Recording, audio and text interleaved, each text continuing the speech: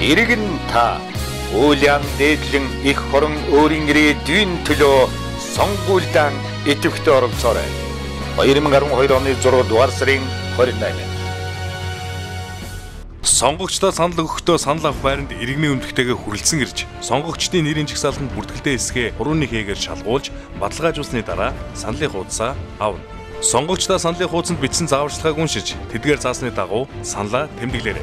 Санал тэмдэглэхдээ таны санал өгч буй тойрог 1 мандаттай тойрог бол өөрийн дэмжиж буй 1 нэр дэвшигч 1 нам. Хэрэв 2 мандаттай тойрог бол 2 нэр дэвшигч 1 намыг.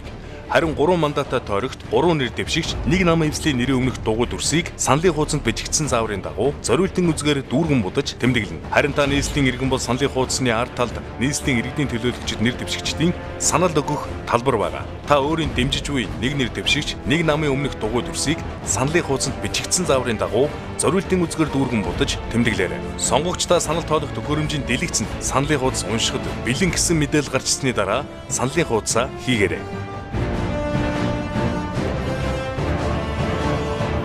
Иргэн та Уйлям дээдлэн их хорон өөрийн ирээдүйн төлөө сонгуульд идэвхтэй оролцоорой.